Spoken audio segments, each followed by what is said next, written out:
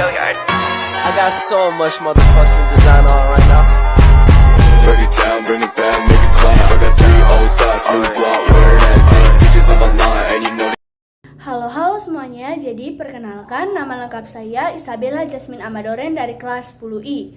Jadi pada video kali ini saya akan menjelaskan kepada teman-teman sekalian tentang dinamika pedosfer. Tanah merupakan permukaan bumi yang dapat dipergunakan untuk berbagai macam keperluan, antara lain tempat mendirikan perumahan, pertanian dan perkebunan, dan bahan pembuat berbagai macam bahan bangunan. Tanah berbeda dengan lahan. Tanah adalah material, sedangkan lahan adalah lokasi tanah di muka bumi yang digunakan untuk aktivitas tertentu.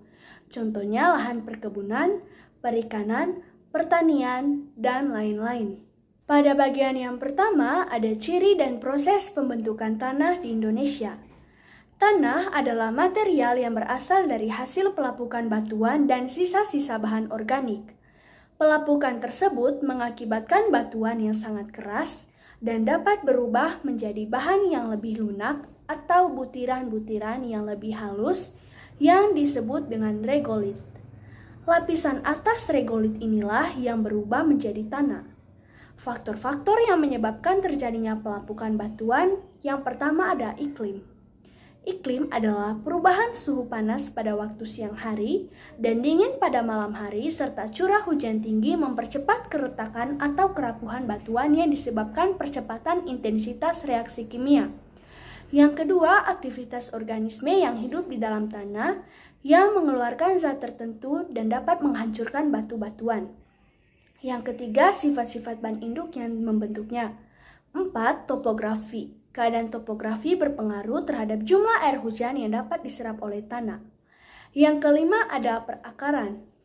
Tumbuh-tumbuhan yang dapat masuk ke dalam retakan-retakan batuan sehingga mempercepat hancurnya batuan. Contohnya lumut kerak. Yang keenam, adanya tekanan sisa-sisa zat organik ke permukaan bumi sehingga terjadi pemadatan yang mempercepat hancurnya batuan. Yang ketujuh adalah lama waktu terjadinya pelapukan. Sifat-sifat tanah yang dapat diamati di lapangan. Sifat-sifat fisik tanah yang dapat diamati di lapangan antara lain sebagai berikut. 1. Warna tanah merupakan petunjuk sifat fisik tanah.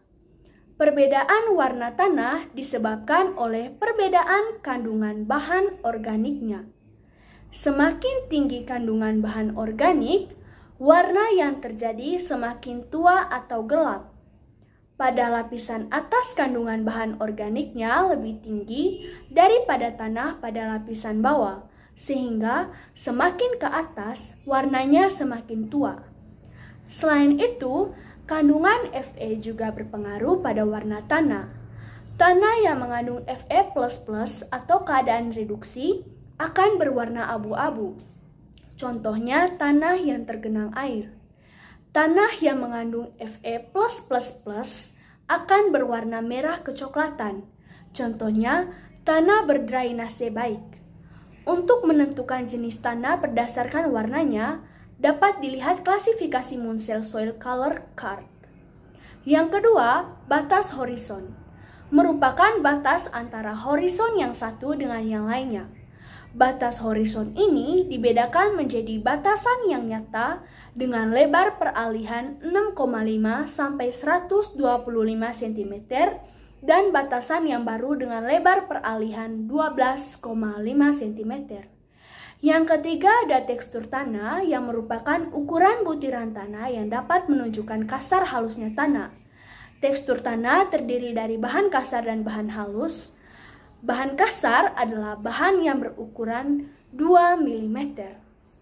Struktur tanah. Struktur tanah adalah ikatan antar butir-butiran pasir, debu, dan liat oleh bahan organik atau oksida besi yang membentuk gumpalan.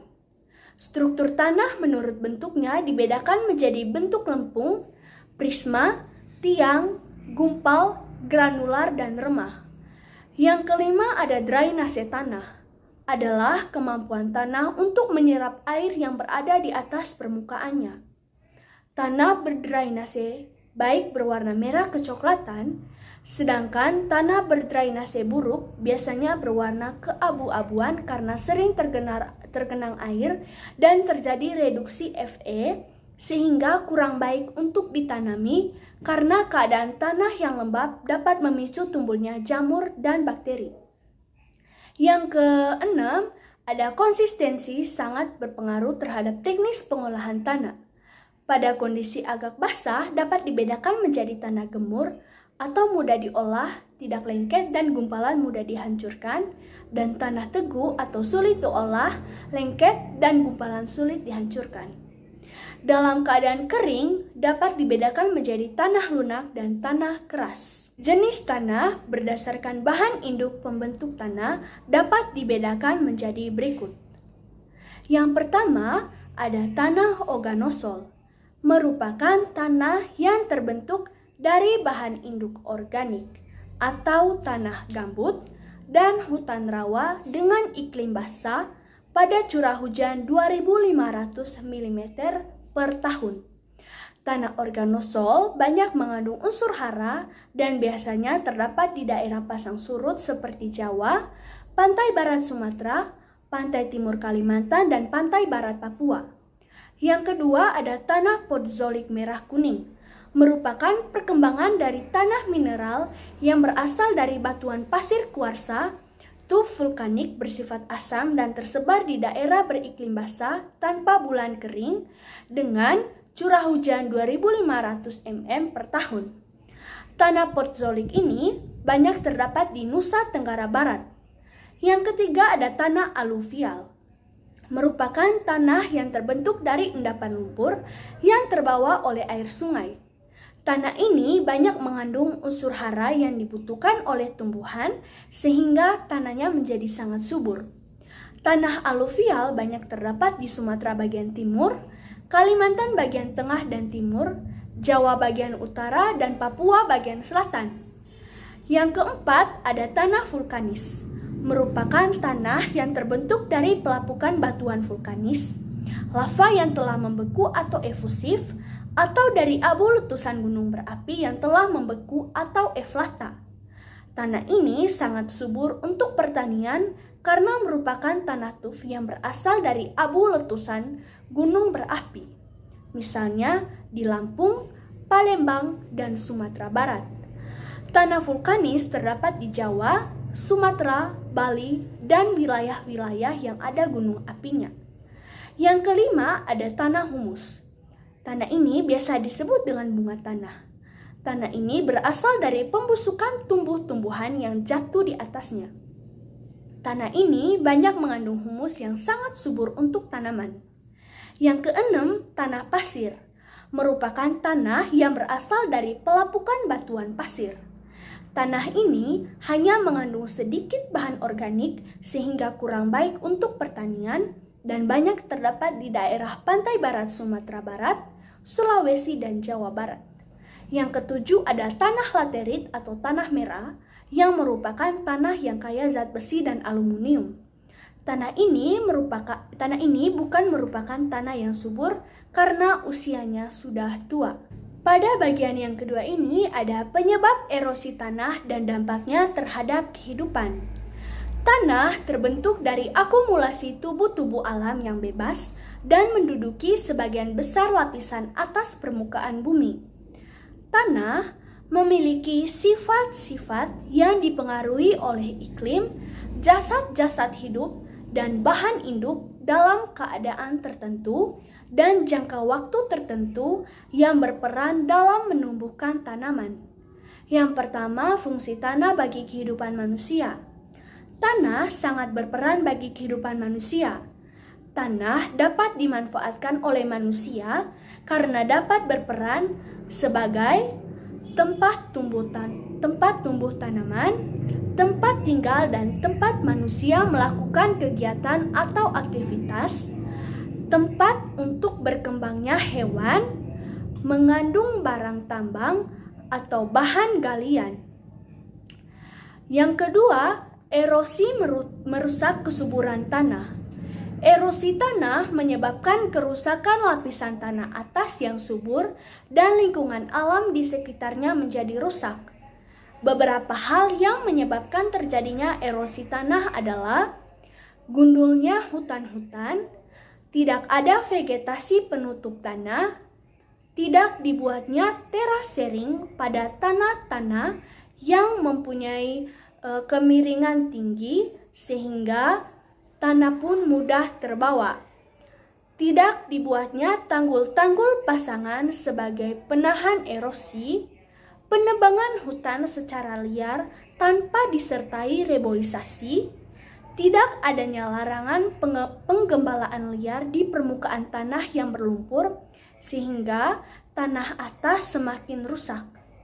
Tumbuhan dapat tumbuh subur di lapisan tanah bagian atas karena dalam lapisan tersebut mengandung berbagai unsur atau komponen yang diperlukan untuk tumbuh tanaman seperti mineral, bahan organik, air, dan udara. Masing-masing mempunyai perbandingan mineral 45%, bahan organik 5%, air antara 20-30%, dan udara tanah ada 20-30%. Perbedaan kemampuan tanah dipengaruhi oleh tekstur tanah, ketebalan sulum tanah, permeabilitas tanah, tingkat erosi, kemiringan lereng, dan penyaluran air. Tekstur tanah merupakan perbandingan relatif berbagai fraksi-fraksi tanah, yaitu fraksi-fraksi tanah, fraksi pasir, fraksi debu, dan fraksi lempung yang merupakan golongan terbesar dari massa tanah. Pasir, debu, dan lempung disebut sebagai partikel zarah tanah. Butir-butir tanah atau batuan yang berdiameter di atas 2 mm disebut gravel dan tidak termasuk fraksi tanah. Unsur tanah yang terdiri dari butiran pasir mempunyai tekstur yang kasar, sedangkan unsur tanah yang hanya terdiri dari lempung mempunyai tekstur yang halus. Tekstur tanah yang paling cocok untuk pertanian adalah yang lekat atau biasa disebut geluh. Sedangkan untuk pembuatan kerajinan keramik banyak dibutuhkan fraksi tanah lempung. Oke semuanya, jadi itu saja pembahasan materi tentang dinamika pedosfer. Semoga materi-materi yang saya paparkan tadi dapat berguna bagi teman-teman semua. Terima kasih. Bye-bye.